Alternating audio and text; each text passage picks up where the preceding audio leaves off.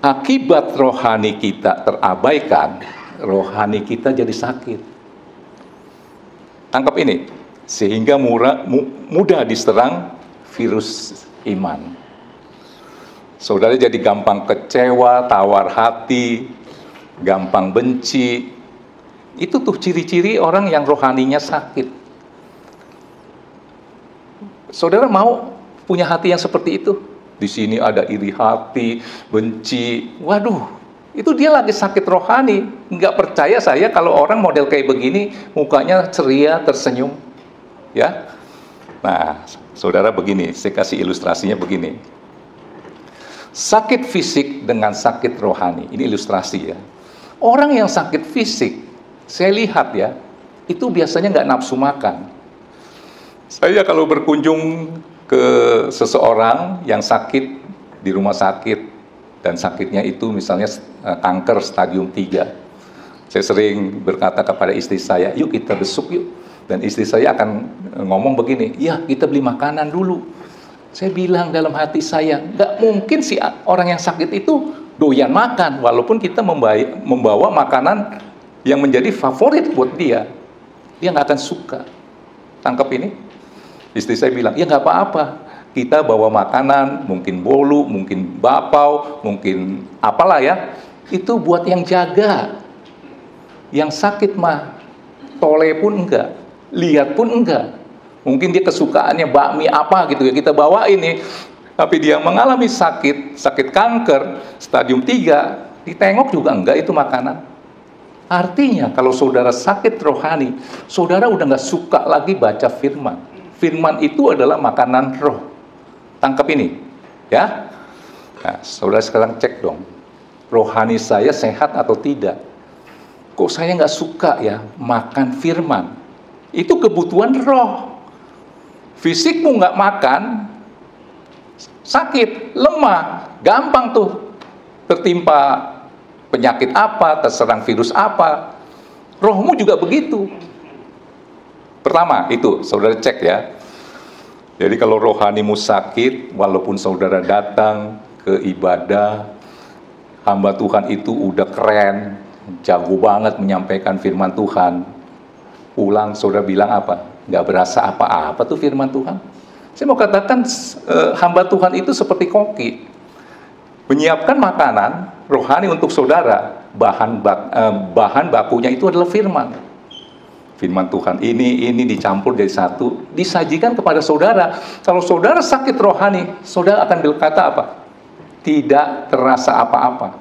Inilah tema khotbah saya, ketika firman Tuhan terasa hambar. Ya,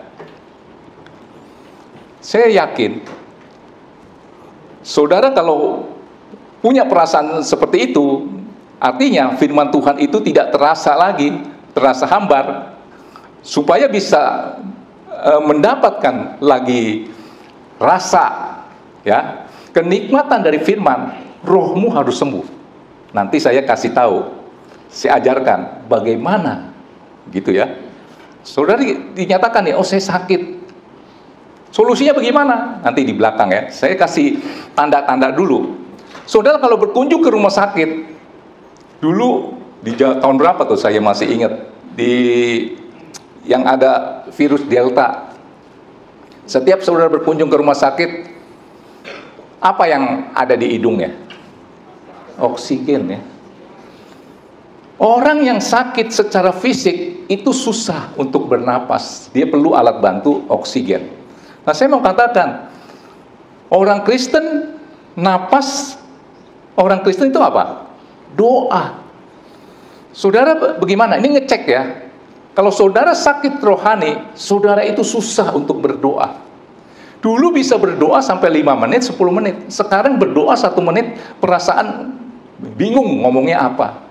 Saudara mengalami kesulitan untuk berdoa. Doa adalah napas orang Kristen. Di fisik, sakit fisik, perlu oksigen. Ada yang seperti itu gak? Teropong lagi. Yang susah bernapas, artinya susah doa. Ya Pak Pendeta, kenapa saya mau doa itu susah banget? Rohmu sakit, perlu alat bantu. Saya mau katakan alat bantu untuk orang kembali lagi mau berdoa. Saya lihat nih, itu adalah masalah. Belum ada masalah, doa juga asal jadi. Mungkin doa makan. Begitu ada masalah, doanya kenceng. Bisa sampai doa puasa. Ya kan nggak perlu saudara diberi alat bantu seperti itu. Saya mau katakan kalau pertumbuhan doamu itu mulai mengalami kesulitan, dia perlu pupuk. Pupuk yang terbaik untuk orang itu kembali mau berdoa, biasanya saya lihat ini adalah masalah. Siapa yang di sini susah bernapas? Ada? Rohmu susah napas, dalam arti susah berdoa? Emang harus tunggu mesti pakai alat bantu? Saya mau katakan, jangan tunggu masalah baru membangun hubungan dengan Tuhan atau berdoa. Saya harap jangan ya. Coba keluarkan dulu Daniel 6 ayat 10. Harus seperti Daniel. Keluarkan coba Daniel 6 ayat 10. Sudah lihat ya. Demi didengar Daniel bahwa surat perintah itu masalah tuh. Telah dibuat, pergilah ia ke rumahnya, dalam kamar atasnya ada tingkap-tingkap yang terbuka ke arah Yerusalem. 3 kali sehari dia berlutut dan berdoa serta memuji Allahnya. Kalau kita baca sampai di sini koma, seolah-olah Daniel dapat masalah baru berdoa. Masalahnya apa? Adalah 30 hari keputusan daripada Raja Darius, tidak boleh ada seorang pun menyembah kepada yang lain kecuali kepada Raja Darius. Ini jebakan dari menteri-menteri yang lain yang tidak suka dengan Daniel. Cuman begitu doang. Tapi Daniel nggak bisa, dia udah biasa berdoa. Kalau saudara baca ini sampai komanya, sehari, begini ya, 3 kali sehari ia berlutut, berdoa serta memuji Allahnya, koma. Apa? Yuk kita katakan sama-sama, seperti yang biasa dilakukannya. Berarti dia melakukan pernapasan, artinya doa, nggak perlu alat bantu kan? Memang dia selalu begitu, berdoa 3 hari, 3 kali sehari. Tangkap ini, ya. Nah, saya harap saudara jangan sampai ada masalah baru saudara berdoa. Ilustrasi sedikit ya. Ada seseorang anak muda, waktu itu di Full Gospel Businessman, berkata begini, dia bersaksi bagus dong. Sekarang Tuhan itu memberkati saya, semuanya berjalan lancar. Tapi, nah ini yang gak enaknya. Padahal saya 1 tahun gak berdoa loh. Waduh. Kan kalau kesaksian begini nanti yang lain ikut dong. Mengganggu hati saya. Saya biasanya kalau ada sesuatu yang mengganggu hati saya connect dulu dengan Tuhan. Bagaimana nih kesaksian ini, saya harus counter dengan apa? Tuhan kasih saya hikmat. Saya bilang, mungkin saudara berkata, Pak Pendeta saya udah gak berdoa 1 tahun loh. Karena mengalami sakit gitu ya. Mungkin karena kecewa, ya kena virus, saya kecewa. 1 tahun saya nggak berdoa, lancar-lancar aja. Saya mau katakan, lancar-lancarnya aja dia saat ini, itu akibat doamu 3 tahun yang lalu. Lu aja lupa. Tangkap ini. Kalau sekarang ada yang bilang, saya sekarang udah pelayanan lagi Pak Gembala, tapi usaha saya lancar, udah 2 tahun nih, saya udah nggak mau ibadah lagi. Dia lupa. Hasil yang didapat sekarang itu hasil yang dilakukan 5 tahun yang lalu. Mengerti ini? Jangan remehkan doa. Hari ini saudara bisa sehat, bisa duduk dengan baik, dalam keadaan semua lancar, itu hasil doamu 3-4 tahun yang lalu. Dalam kekristenan, hukumnya adalah tabur tuai. Saudara nggak mungkin nanam mangga, makan buah mangganya bulan depan. Mungkin nggak? Perlu waktu. Begitu juga dalam doa. Saudara harus semangat ya. Oke. Terus kalau saya berkunjung kepada orang yang sakit fisik, dia adanya di mana? Lagi olahraga, berbaring. Kencing pun harus diranjang. Kalau laki-laki pakai tempolong atau disalurkan langsung, malas bergerak. Rohmu sakit, saudara malas melakukan aktivitas rohani. Siapa yang di sini udah nggak semangat lagi untuk melayani Tuhan? Rohmu sakit. Saudara berkata kepada Pak Gembala, Pak, saya mah jadi gembala, jadi jemaat biasa aja. Ada. Dulu saudara melayani Tuhan, sekarang enggak lagi. Rohmu sakit. Ya dong, saudara kalau berkunjung ke rumah sakit di mana yang si pasien itu mau bergerak, mau jalan ke WC, kalau dia bisa jalan, males. Betul nggak? Rohmu sakit, saudara malas melakukan aktivitas rohani, malas bergerak. Sehingga apa? Menjadikan hal kecil sebagai alasan untuk tidak lagi melakukan kegiatan rohani. Padahal saudara dulunya, atau mungkin saat sekarang kalau nyanyi itu mantap.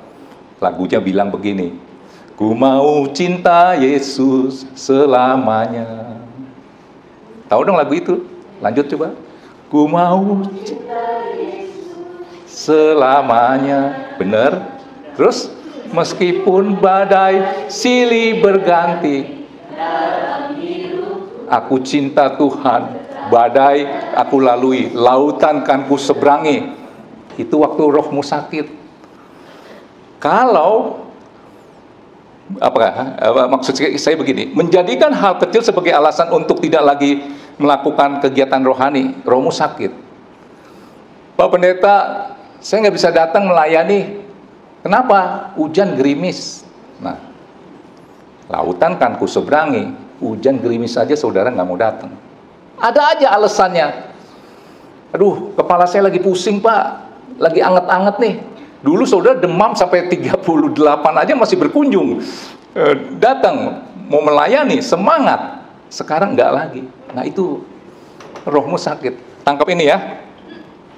Nah, Alkitab terasa hambar dan kering kalau kita tidak mengenal penulisnya. Saya sering katakan Alkitab itu sebenarnya adalah surat cintanya Tuhan. Bagaimana saudara tahu kalau Tuhan itu sayang sama saudara, cinta sama saudara, dia mau mati buat saudara kalau saudara nggak baca surat cintanya Tuhan. Alkitab terasa hambar dan kering kalau kita tidak mengenal penulisnya. Kalau Pak Min dapat surat Helena ya Pak ya, dulu ya pacaran ya, itu dia bacanya semangat karena dia tahu yang nulis pacarnya. Tapi kalau yang nulis yang dia nggak tahu, walaupun kata-katanya bagus, puisi penuh dengan apalah, nggak berasa ya Pak ya, karena kita nggak kenal ini tulisan siapa. Makanya saudara harus mengenal. Dengan cara apa? Ya harus dipaksa baca firman, disiplin diri, suka tidak suka, mengerti tidak mengerti, disiplin diri baca firman.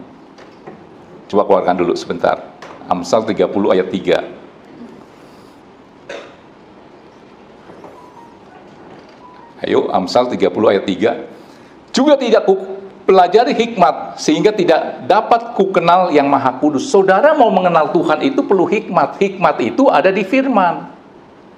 Tangkap ini. Ketika engkau mengenal sang penulis firman, maka ketika engkau baca, baru berasa.